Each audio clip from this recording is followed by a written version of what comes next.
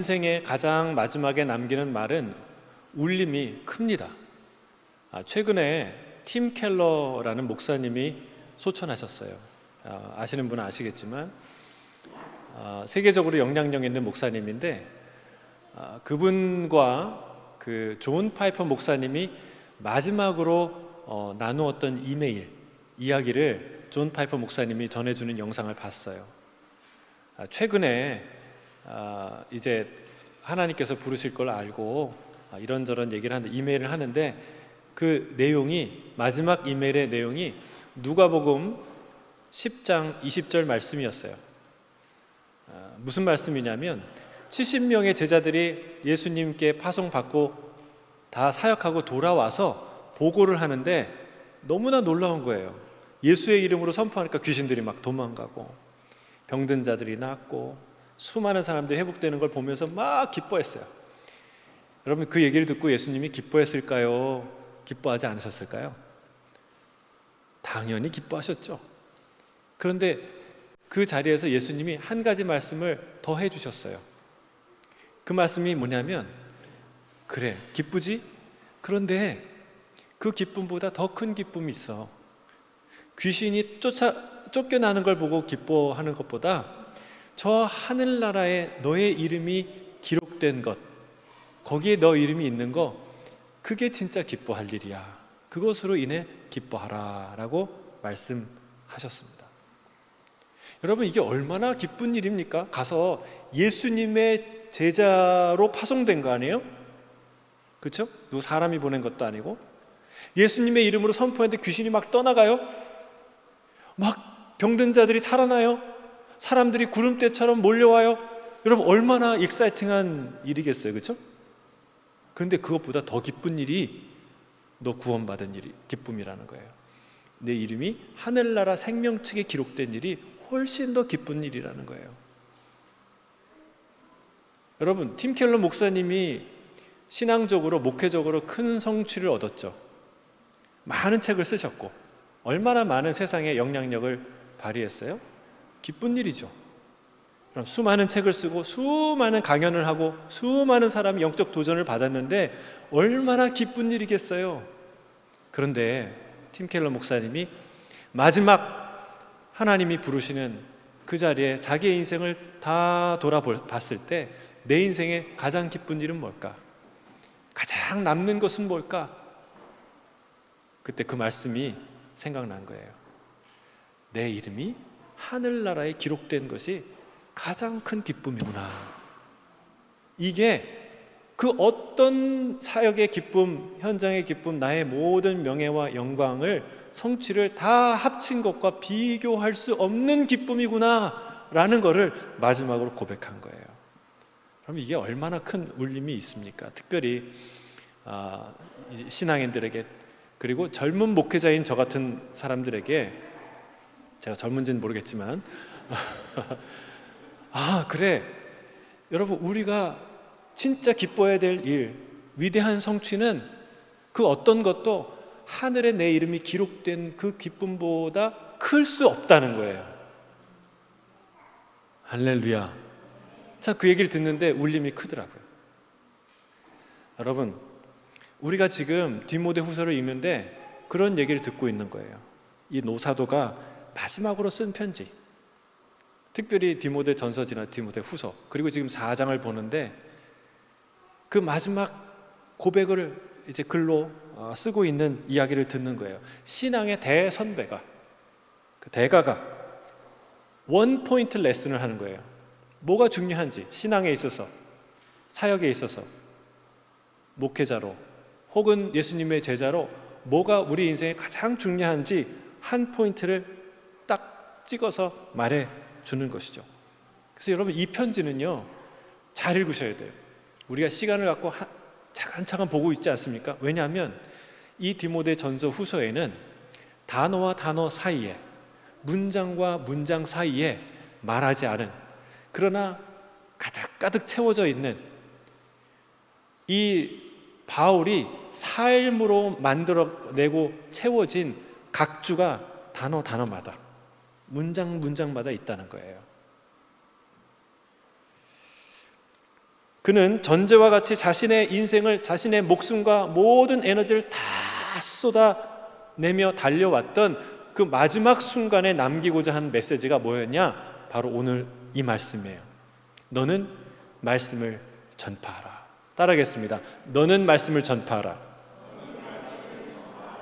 제가 이렇게 따라하라고 할 때는 목사님이 왜 자기 생각을 이렇게 강요하나 이렇게 생각하시면 안 돼요. 제가 얘기하는 거는 성경을 읽을 때 성경이 뭘 얘기하는지 그 핵심, 성경이 말하고 있는 바, 거기가 우리 출발점이에요. 그걸 알아야 반성도 하고 교훈도 받고 그리고 깨닫기도 하고 도전하기도 하는 거예요. 성경이 정확하게 뭘 얘기하느냐, 그거를 집중해서 보는 게 중요해요. 오늘 사도 바울이, 그 노사도가 그 마지막에 우리에게 정말 외치고 싶은 그 영혼의 울림의 메시지는 뭐냐? 너는 말씀을 전하라, 이 말이라. 저는 이 말씀을 우리가 나눌 때, 오늘 들을 때 이 사도 바울에 있었던 이 울림이, 디모데에게 전해졌던 이 울림이 저와 여러분 가운데 있게 되기를 주의 이름으로 축복합니다. 우리 1절 다시 한번 읽도록 하겠습니다. 1절 시작. 하나님 앞과 살아있는 자와 죽은 자를 심판하실 그리스도 예수 앞에서 그가 나타나실 것과 그의 나라를 두고 엄히 명하노니. 자, 명하노니라고 말하고 있어요. 명한다. 이 명한다는 단어의 뜻은 엄히 명한다라는 뜻 외에 증언하다, 확증하다라는 뜻이 있습니다. 어떤 사실을 먼저 확인해서 엄숙하게 무언가를 주장한다는 거예요. 중대하거나 중요한 사안에 대해 누군가에게 강력한 경고를 하는 거예요. 근데 사도 바울이요, 어떤 것도 이렇게 강력하게 주장한 게 없어요. 그리고 힘주어서 명령한 게 없어요. 제가 이걸 찾아보니까 제가 이 말씀을 한번 전했어요. 기억나시겠어요? 언제 했는지? 2017년 12월 31일 송구영신, 저희 교회 첫 번째 송구영신 예배 때 이 말씀을 전했어요. 영상을 보니까 젊은 목사가 거기서 설교하고 있더라고요. 제가 오늘 하고 싶은 얘기를 다 하고 있더라고요. 그래서 그 목사님을 소환하려고 영상을 한번 소환해 볼까 하다가 그래도 제가 직접 하는 게 낫겠다 싶었는데, 여러분, 힘주어서 명령하고 있어요, 사도 바울이. 여러분, 지금 그가 부탁하지 않습니다. 뭐 해요? 명령합니다. 그것도 엄히 명합니다. 내가 엄히 명한다라고 말까지만 해도, 그것까지만 해도 정신 차리고 듣겠죠. 영적인 아버지이고 대사도이고 노사도인데 그 얘기를 귀 기울여 듣지 않겠습니까? 그런데 거기에서 멈추지 않아요. 사도 바울이 뭐라고 얘기하냐면 그 명령의 증인들을 소환합니다. 여러분, 이 증인을 소환한다는 게 왜 중요하냐? 제가 우리 이대우 집사님한테 개인적으로 부탁하면 들어주시겠죠, 그렇죠? 들어주실 수 믿습니다. 그런데 공개적인 자리에서 많은 사람, 특별히 귀한 사람이 있는 자리에서 정식으로 어떤 직임을 위임하거나 부탁하면 그게 같습니까? 다릅니까? 다르죠. 그래서 우리가 결혼식도 하고 임직식도 하는 거예요, 그렇죠? 여러분, 근데 사도 바울이 이 명령을 하는데 증인을 소환하는데 이 증인이 장난이 아닌 거예요. 누구예요? 첫 번째가 하나님이에요. 하나님이 여기 계시는데 그 하나님 앞에서 내가 얘기한다는, 무슨 뜻입니까? 하나님을 대신해서 하나님과 함께 내가 증언한다는 거예요. 얼마나 놀라운 얘기예요. 그리고 하나님만 계세요? 그 옆자리에 누구도 계세요? 오늘 예수님도 계세요. 어떤 예수님이에요? 그분은 살아있는 자와 죽은 자를 심판하실 그리스도 예수. 그분 앞에서 내가 이 말을 한다. 거기서 또 멈추지 않아요. 뭐라고 얘기합니까? 그가 다시 나타날 것과 그가 다시 나타날 것을 걸고 내가 이 얘기를 한다. 여러분, 그가 나타나실 거는 예수님의 재림인데, 여러분, 역사상에 가장 중요하고 위대한 순간이 언제냐? 바로 그 순간이에요. 내가 태어난 날도 아니고, 내가 대학 들어간 날도 아니고, 내가 결혼한 날, 애 낳은 날, 내가 뭐 어디에 당선된 그 날이 아니라 진짜 역사적으로 가장 중요한 날은 주님이 다시 오는 날이에요. 모든 정의가 실현되고 모든 죄악이 밝히 드러나고 악은, 사탄은 지옥으로 가고 이 나라에, 이 땅에 하나님의 놀라운 영광이 선포되고 하나님 나라가 완성하는 그런 놀라운 순간이에요. 그러니까 그 날을 두고, 그 순간을 두고 내가 명한다. 또 거기서 멈추지 않아요. 하나 더 합니다. 뭐라고 얘기합니까? 하나님의 나라를, 그의 나라를 두고 내가 명한다. 그럼 하나님의 나라는 어떤 나라입니까? 하나님께서 통치하실 영원하고 찬란하며 영광스러운 그의 나라입니다. 그 나라를 두고 내가 명한다는 거예요. 여러분, 이렇게 강력하게 명령한 명령이 있나요? 이렇게 힘주어서, 사실은 이때 마지막 편지이기 때문에 다 힘이 빠진 상태예요. 그렇죠? 인생의 힘은 다 빠진 상태예요. 그런데 자기의 편지와 이야기 중에 가장 많은 힘을 들여 이 메시지를 하고 있다는 사실입니다. 여러분, 그것을 기억해야 돼요. 이 명령은 과연 누구를 향한 명령입니까? 1차 수신자는 디모데입니다. 디모데에게 한 명령이니 목회자에게 한 명령이라고 볼 수 있습니다. 그러나 여러분, 성경을 우리가 그렇게 읽고 들으면 나는 목회자가 아닌데, 이런 성도의 입장에서는 이 말씀이 와닿지 않는 거예요. 그분 목회자, 설교하고 있는 목사님 당신에게는 이게 중요하겠지만 나는 별로 안 중요해요 라고 생각하시는 분이 더러 있을 수도 있다는 거예요. 여러분, 성경은 그렇게 읽으면 안 됩니다. 성경은 나를 향한 말씀으로, 나의 말씀으로 듣고 읽어야 할 줄로 믿습니다. 그리고 우리가 지금 디모데 전서 후서를 살펴본 것처럼 이 얘기는 굳이 목회자인 디모데뿐만이 아니라 함께 그 목회의 대상이 되고 함께 교회를 이루어가는 모든 성도와 리더들이 다 알고 듣고 지향해야 될 아주 중요한 유익한 권면들이라는 것을 우리가 들어왔습니다. 여러분, 목회자에게 주는 명령은 단지 목회자 한 사람에게 해당하는 것이 아닙니다. 교회 전체가 명심하고 실천해야 될 중요한 명령입니다. 예를 들어서 본사에서 지사장에게 목표가 내려왔어요. 근데 그 목표는 지사장에게만 중요합니까? 아니죠. 그 지사 전체가 그 목표를 향해 같이 뛰어야 되죠. 함께 만들어야 낼 아주 중요한 결과가 아닙니까? 마찬가지라는 거예요. 여러분, 당시의 편지는요, 교회 공적인 모임에서 함께 읽혀졌다는 것을 알아야 됩니다. 이것은 목회자 디모데가 그와 목회하는 모든 교인들을 향한 메시지입니다. 또한 이 서신서를 읽고 있는 모든 독자, 그리고 이 시대의 모든 교회를 향한 주님의 메시지인 줄 믿습니다. 근데 또 왜 이렇게 강력하게 말을 해야 되느냐, 힘주어서 말을 해야 될까요? 사도 바울이 이렇게 얘기한 데는 좀 이유가 있는 것 같아요. 디모데가 연소했어요. 좀 약했어요. 그가 디모데전서 4장 12절에 이렇게 말합니다. 너는 너의 연소함을 업신여기지 못하게 하라 라고 권유합니다. 그러니까 교회에 어떤 사람이 있다는 거예요? 업신여기는 사람들이 있다는 거예요. 그들을 대할 때마다 좀 이렇게 좀 주눅에 들기도 하고 좀 주저주저하기도 하고 갈등하기도 하는 거죠. 멈칫멈칫하는 거죠. 또 실제로 그는 아직 연소한 나이이기 때문에 그렇습니다. 여러 가지로 주저하는 경우가 종종 있었던 거예요. 그래서 이 말을 하는데, 이 말은, 이 강력한 명령은 어떤 효과가 일어나느냐?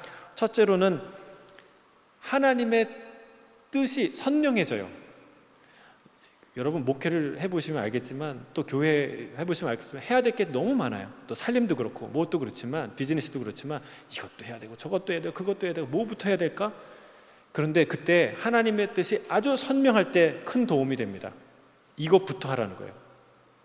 이게 중요하다는 것을 하나님이 딱 찍어주신 거예요. 두 번째는요, 강력한 동기가 됩니다. 이건 내가 하고 싶어서 하는 게 아니라 주님의 명령이기 때문에 하는 것이다 라는 거예요. 그래서 이거를 멈추지 않고 할 수 있는 강력한 동기가 돼요. 세 번째는요, 고민과 갈등을 줄게 만듭니다. 해야 되나 말아야 되나, 뭘부터 해야 되나 막 고민이, 갈등이 있을 때 이거 해야 되겠구나 라고 해주는 효과가 있는 것이죠. 주저하지 않고 눈치 보지 않고 그 일을 하게 되는 거예요. 사랑하는 성도 여러분, 이런 엄중한 명령을 가볍게 들어서 되겠습니까? 안 되겠습니까? 엄중한 명령을 가볍게 듣는 것, 또 가벼운 이야기를 엄중하게 생각하는 데에서 우리의 인생에 디스오더가 생기는 거예요. 뒤죽박죽, 이것저것이 충돌하는 거예요. 여러분, 엄중하게 명령하는 얘기는 엄중하게 들어야 하는 거예요. 하나님 앞에서 주 예수 그리스도께서 오시기까지 우리가, 저와 여러분이, 이 교회가 해야 될 일은 무엇인가? 뭐예요? 말씀을 전하는 것입니다. 여러분, 이 일에 매진하는 저와 여러분이 되시기를 주의 이름 축복합니다. 우리 2절이에요. 2절 같이 읽겠습니다. 2절 시작. 너는 말씀을 전파하라. 때를 얻든지 못 얻든지 항상 힘쓰라. 범사에 오래 참음과 가르침으로 경책하며 경계하며 권하라. 자, 이 전하다라는 캐릭소라는 이 말은 선포하다, 설교하다, 가르치다라는 뜻이 있어요. 이 말에서 설교 또는 선포라는 캐리그마라는 말이 나온 것이죠.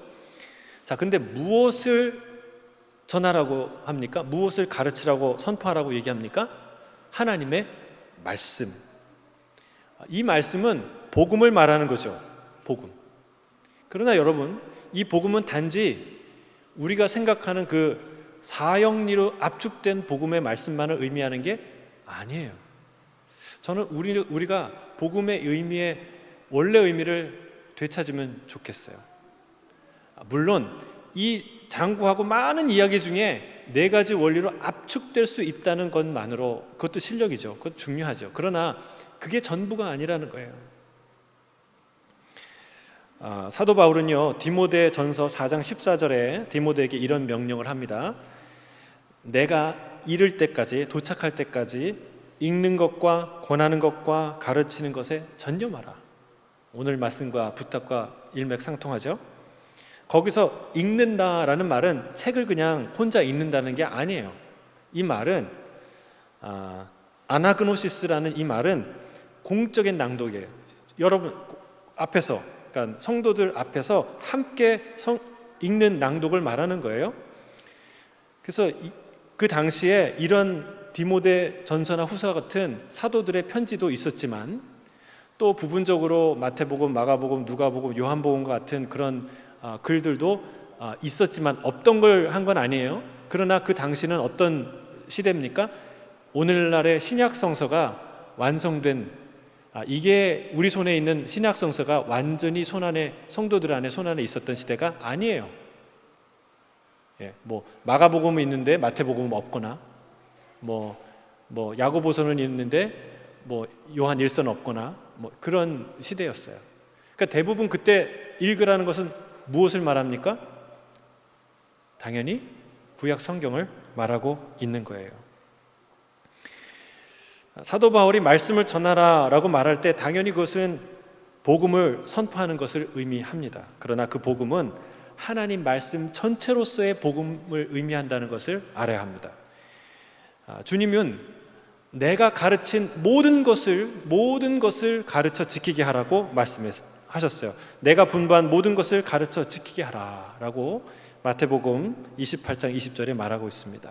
또한 모든 성경, 엠마오로 가는 두 제자에게 나타나셔서 그 말씀을 해석하실 때 모든 성경이 나를 향해서 하는 말이다, 나의 말이다라는 것을 가지고 그 모든 성경을 가르쳐 주셨어요. 성경을 뚫어주신 거죠, 복음으로. 사랑하는 성도 여러분, 모든 성경은 복음으로 연결되어야 될 줄로 믿습니다.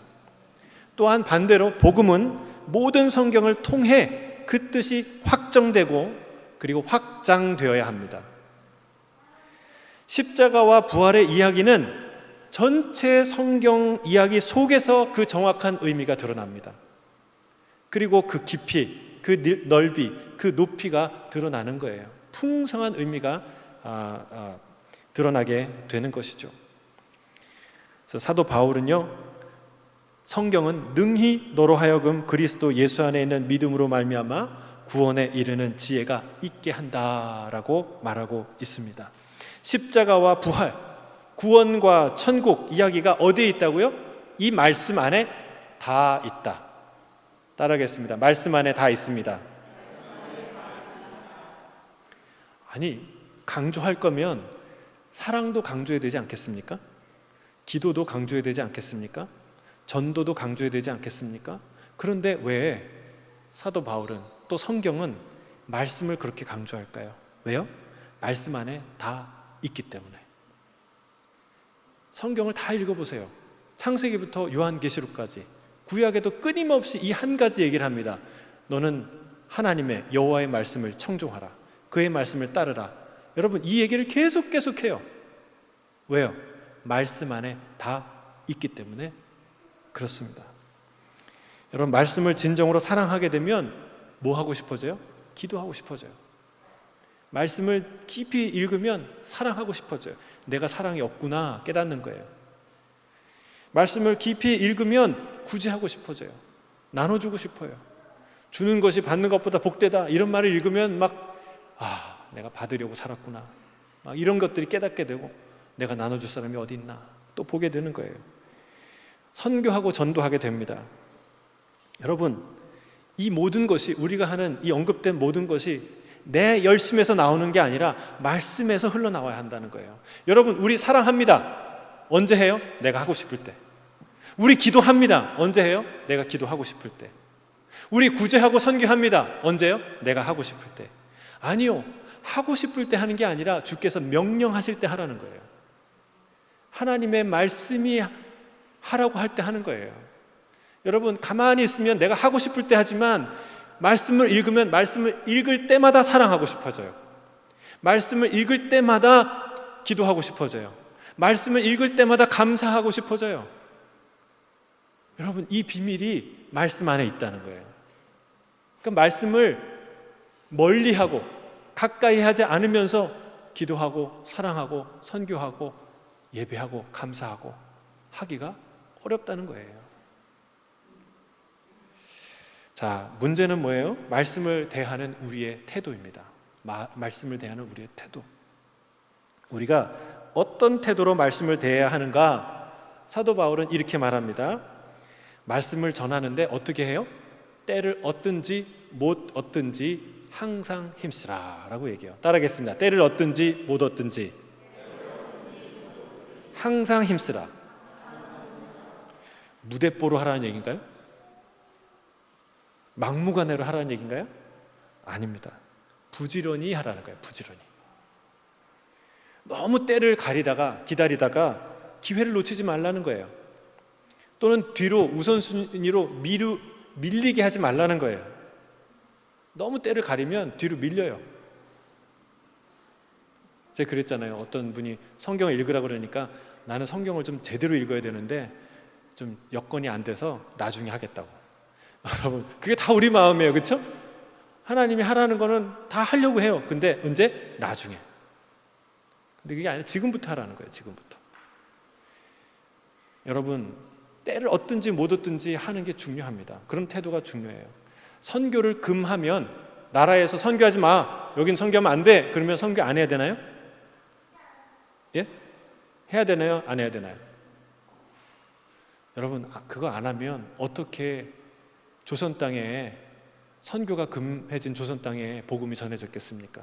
어떻게 북한에 복음을 전하겠습니까? 무분별하게 행동해서는 안 되지만 결코 포기할 수 없는 일이에요. 여러분, 정부에서 코로나 때문에 모이지 마라 하면은 우리가 예배를 그만둬야 되나요? 나라에서 성경 가르치지 말라 그러면 가르치지 않아야 되나요? 그럼 모세의 부모를 생각해 보세요. 아므람과 요게벳. 그들은요, 히브리 노예였어요. 특히 요게벳은 그냥 노예 여인이었을 뿐이, 아무 힘도 없는 여인이었어요. 그때 바로가 그 어마어마한 힘을 갖고 있는 권위를 갖고 있는 바로가 명령을 내렸어요. 산에 아이를 낳으면 다 요단강이 아니죠. 나일강에 던져라 했어요. 근데 이 연약한 여인이 아들을 낳았어요. 그 왕의 명령에 따르지 않았어요. 왜요? 믿음이 있었기 때문에. 그 아이를 지켜냈어요. 언제까지? 더 이상 숨길 수 없을 때까지. 그리고 할 수 있을 때까지 했는데 더 이상 할 수 없어요. 그래서 뭘 준비해요? 작은 갈대 상자를 준비해요. 그리고 그 아이를 거기다 담고 나일강에 띄웁니다. 그리고 그걸 지켜봐요. 여러분, 결국은 버린 건가요? 아니에요. 하나님 손에 맡긴 거예요. 생각해 보세요. 여인이, 그 공주가 그 갈대 상자를 열었을 때 그 아이를 딱 봤을 때 어때요? 너무 사랑스럽게 보이잖아요. 그렇게 하려면 어떻게 했겠어요? 아이를 뽀얗게 씻기고 좋은 옷을 입히고 그리고 갈대 상자를 정성스럽게 꾸며서 그 딱 열면 향기가 나게끔 정말 아이를 사랑스럽게 보게끔 정성껏 부모가 꾸미지 않았겠습니까? 그리고 믿음이 없다면 나일강에 그냥 던졌겠죠. 그냥 떠나 보냈겠죠. 아니, 제가 안 하고 다른 사람 시켰겠죠. 그러나 정성껏 그렇게 해서 나일강에 띄워보내고 지켜보지 않습니까? 끝까지. 왜? 믿음이 있기 때문에. 지켜보지 않았으면 어떻게 될 뻔했어요? 아무리 모세가 공주의 손에 갔어도 여러분, 요게벳과 연결이 안 돼요. 연결이 안 되면 어떻게 해요? 그 아이가 유대인의 정체성을 가지고 히브리의 정체성을 가지고 자랄 수 없는 거예요. 출애굽 때 그가 쓰임받지 못하는 거예요. 끝까지 지켜보자. 이 연약한 한 여인이 할 수 있는 모든 것을 하잖아요. 때를 얻든지 못 얻든지, 상황이 좋든지 나쁘든지 자기가 할 수 있는 모든 것을 다 해요.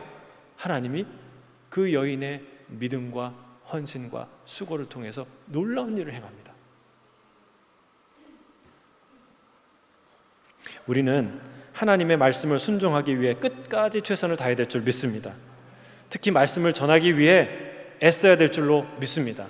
그걸 명령하는 게 신명기 6장 7절 말씀이에요. 하나님은 이 쉐마의 말씀 가운데 이미 명령하는 거예요. 오늘 내가 내게 명하는 이 말씀을 너는 마음에 새기고 내 자녀에게 부지런히 가르치며 집에 앉았을 때든지 길을 갈 때든지 누워있을 때든지 일어날 때든지 이 말씀을 강론하라라고 말씀하고 있습니다. 여러분, 그렇습니다. 이게 진짜 부모의 역할이에요. 목회자는 교회에서 그런 부모의 역할을 하는 것이고, 부모는 가정에서 목회자의 또는 선지자의 역할을 감당해야 되는 것입니다.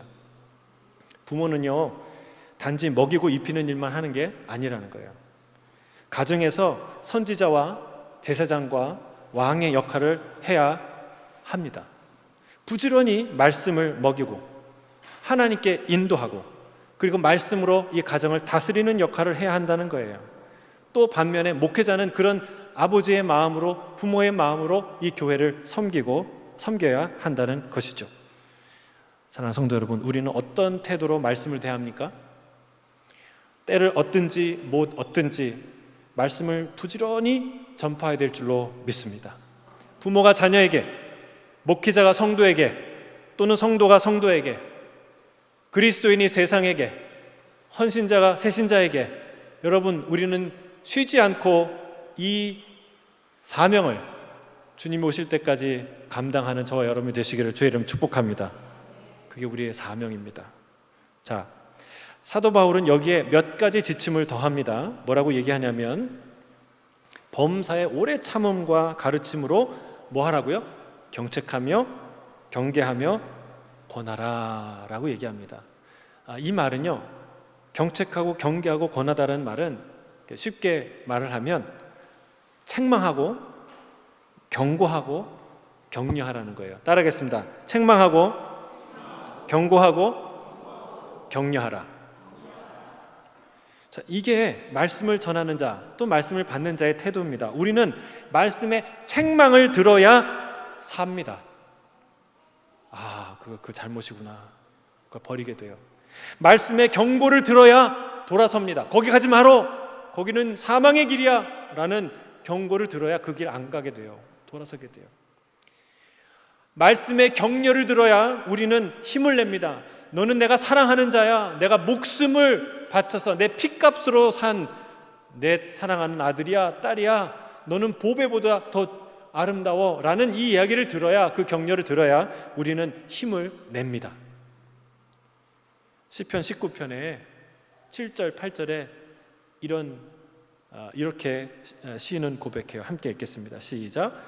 여호와의 율법은 완전하여 영혼을 소성시키며 여호와의 증거는 확실하여 우둔한 자를 지혜롭게 하며 여호와의 교훈은 정직하여 마음을 기쁘게 하고 여호와의 계명은 순결하여 눈을 밝게 하시도다. 아멘이십니까?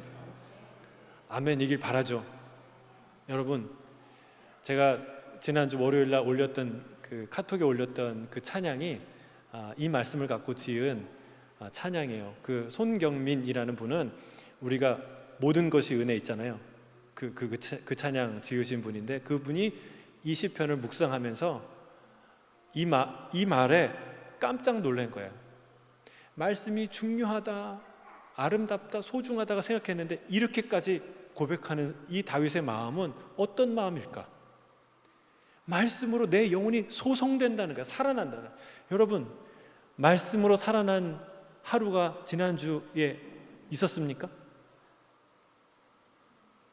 여러분, 말씀을 통해서 이 우둔한 자가 지혜롭게 된 거예요. 여러분, 지난주에 말씀을 통해 깨달은 지혜가 있습니까? 이 말씀의 교훈이 정직해서 내 마음을 기쁘게 한대요. 할렐루야. 여러분, 말씀을 읽으면서 기뻐하십니까? 이거 또 밀렸네. 그리고 또 왜 이렇게 시간이 안 가지? 혹시 그러지 않으셨어요? 말씀을 읽는데 기쁘세요? 여러분, 진짜 말씀은 그런 효능과 능력을 갖고 있다는 거예요. 우리가 몰라서 그렇지, 우리가 안 누려서 그렇지, 말씀 안에 그게 있다는 거예요. 그래서 이 사람이 곰곰이 이 말씀을 묵상했어요. 생각하고 또 생각했어요. 그래서 나온 노래가 그 노래예요. 한번 집에 가서 다시 한번 들으시길 바랍니다. 우리 노래가 되길 바랍니다. 여러분, 말씀은 우리를 기쁘게 한대요. 할렐루야. 이 기쁨으로 충만하길 주의 이름 축복합니다. 교회는 그런 거예요. 이 말씀의 기쁨으로 충만한, 순결하게 한대요. 눈을 밝게 한대요. 예전에 흐리게 보였던 것들이 하나하나 명확하게 보이게 한대요. 그게 어디에? 뉴스 보면 그렇게 되는 게 아니고 말씀 보면 그렇게 된다는 거예요. 눈이 밝아진다는 거예요. 여러분, 사도 바울은요, 여기에 한 가지 비결을 더 가르칩니다. 부지런히 말씀으로 책망하고 경고하고 격려하되 어떻게 해야 된다고 얘기합니까? 오래 참음으로 가르치라라고 얘기해요. 그러니까 뭔가 가르치려면 오래 가르쳐야 돼요. 그러니까 여러분, 단숨에 가르치려고 생각하지 마시기 바랍니다. 양육은 단번에 일어나지 않아요. 우리 자녀가 딱 가르쳐줬는데 그런 거였어요 아빠? 엄마? 알았어요. 내가 이제 앞으로 잘할게요. 그리고 한 번에 고쳐지는 자녀 있습니까? 그랬으면요, 육아보다 더 쉬운 게 없어요. 아니에요. 똑같은 얘기를 100번 1000번 해야지 겨우 알까 말까, 고칠까 말까요. 그렇죠? 인내해야 하는 거예요. 인내가 필요해요. 그리고 끝까지 가르쳐야 되는 거예요. 끝까지. 그러니까 교육이라는 것은 목회도 영적 양육도 마찬가지예요. 오래 참아야 돼요. 성장에는 과정과 시간이 필요합니다. 그러나 포기하지 말고 끝까지 가르쳐야 됩니다. 진정한 교육은 끊임없이 새로운 것, 더 많은 것을 가르치는 것이 아닙니다. 무엇과도 바꿀 수 없는, 포기할 수 없는 가장 중요한 것을 끝까지 가르치는 게 교육이에요. 그게 진짜 양육이에요. 그래서 경책하고 경계하고 권한다, 이 말이 앞에 여러분 우리가 살펴본 교훈과 책망과 바르게 함과 의로 교육하는 것과 유사하지 않습니까? 그렇죠? 말씀이 우리 안에 그런 일을 한다는 거예요. 말씀을 우리가 가르치고 말씀으로 가르치고 그러면 결국은 말씀이 그를 가르친다는 거예요. 말씀이 경책하고 경계하고 격려한다는 거예요. 여러분, 하나님의 말씀은 좌우의 양날선 어떤 건보다도 예리하여 혼과 영과 및 관절과 골수를 찔러 쪼개어 깊고 은밀한 모든 것을 드러나게 하는 줄 믿습니다. 지혜는, 능력은 거기서 오는 거예요. 이것저것 숨기고 감추고 이것도 저것도 다 엉키면 여러분 판단을 할 수가 없어요. 뭐가 옳은 건지 알 수도 없어요. 어디로 가야 될지 알 수도 없어요. 말씀을 읽을 때 우리 안에는 우매함이 드러나고 완고함이 드러나고 거짓이 드러나고 위장한 것이 다 드러나요. 그래야 고칠 수 있어요. 그래야 살 수 있어요. 그래야 여러분 하나님의 축복의 길로 갈 수 있다는 것입니다. 여러분 생각해 보세요. 우리가 지난주에 살펴봤던 디모데후서 3장 14절부터 17절까지 그러나 너는 배우고 확신한 일에 거하라 라고 얘기하면서 하나님의 영감이 있고 그리고 이 바르게 하고 그 교훈하고 책망하는 이 말씀의 얘기를 우리가 다 듣지 않았습니까? 정말 내 자녀에게 딱 한 가지를 물려줄 수 있다면, 제일 좋은 것을 물려주고 싶다면 여러분 무엇이겠습니까? 이거보다 더 좋은 게 있나요? 여러분 그 성경에서 말하는 그 어떤 것, 지금 사도 바울이 얘기하는 그 어떤 것에 뭐가 있냐면 구원의 길이 있어요. 사는 길, 영원한 생명이 있어요.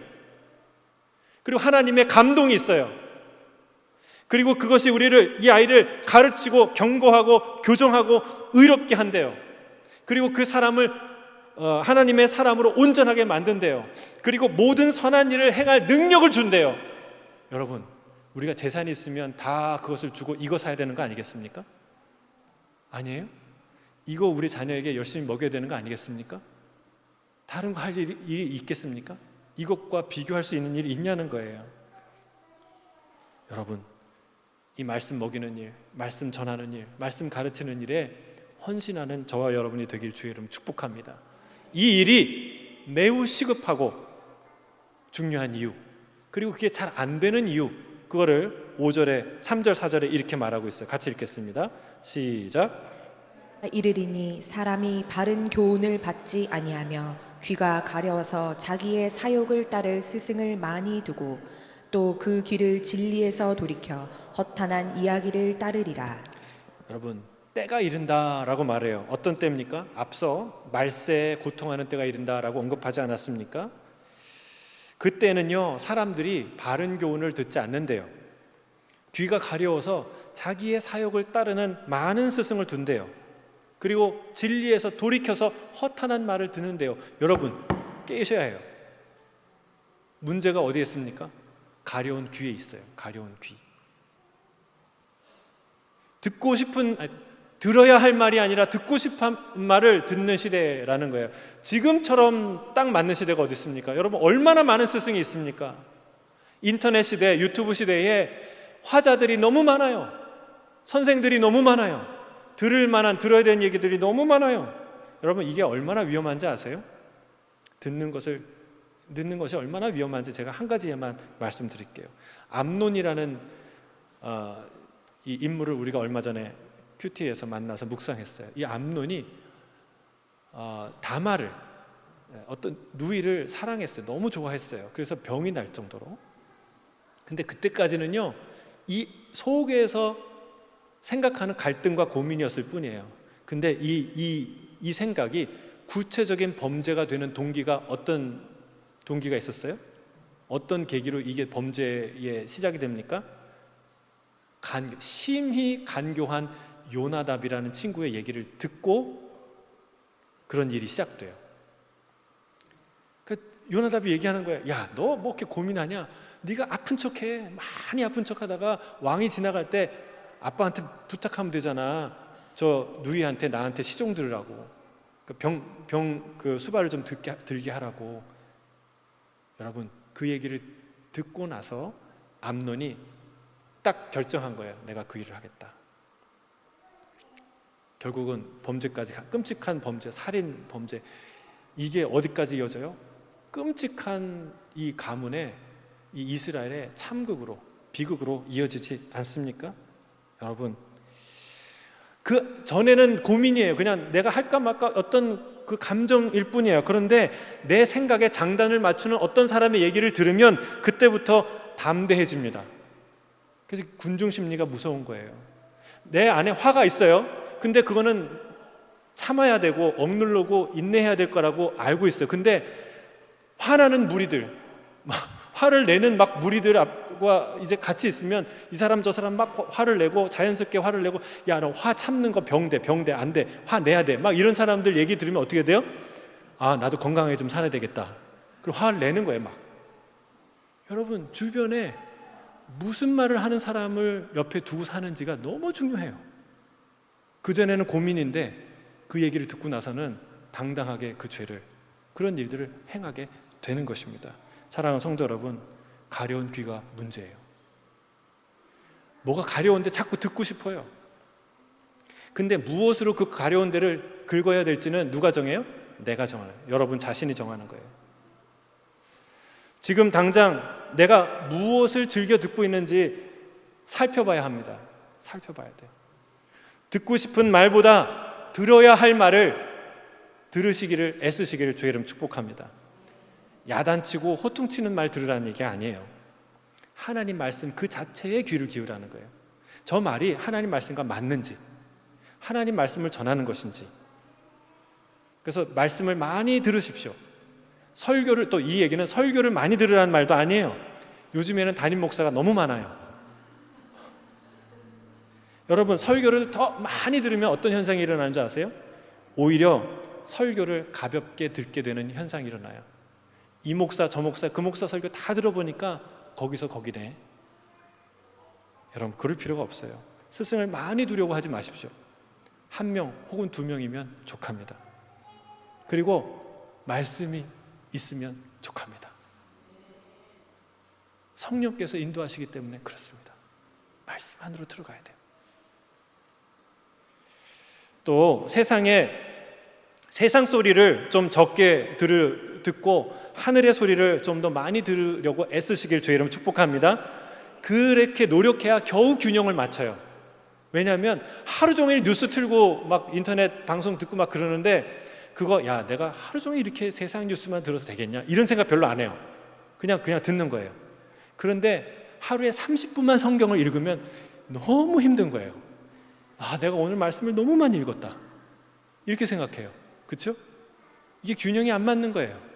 그러니까 여러분, 애써서 힘써서 성경 말씀을 읽으려고 해야지 겨우 균형이 맞는다는 거예요. 겨우 조금 균형이 맞는다는 거예요.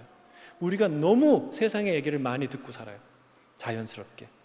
그러면 그걸 균형을 맞추려면 어떻게 돼요? 애써서 하나님 말씀 들으려고 노력해야 한다는 거예요. 그래야 겨우 균형이 맞게 되는 것이죠.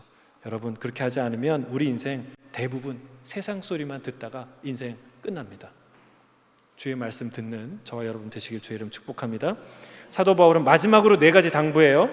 길지 않을 거예요. 짧게 봅니다. 4장 5절 같이 읽겠습니다. 시작. 그러나 너는 모든 일에 신중하여 고난을 받으며 전도자의 일을 하며 내 직무를 다하라. 자, 첫 번째, 신중하라. 이건 뭐예요? 정신을 차리라, 깨어 있으라 라는 얘기예요. 지금 정신 차릴 때입니다. 졸며 잘 때 아닙니다. 깨어 있어야 돼요.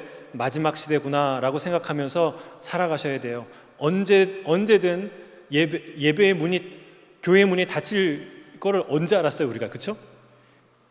어떤 일이 일어날지 몰라요. 여러분, 깨어 있어야 돼요. 두 번째는 고난을 받으라. 따르겠습니다. 고난을 받으라. 이상하죠? 진리를 말하면 환영받을 것 같은데 아니에요. 진리를 받으면 배척을 받아요. 고난을 받아요. 여러분, 누구든지 경건하게 살려면 뭘 받는다고요? 박해를, 고난을 받는다고 사도 바울이 얘기하지 않습니까? 이게 희한해요.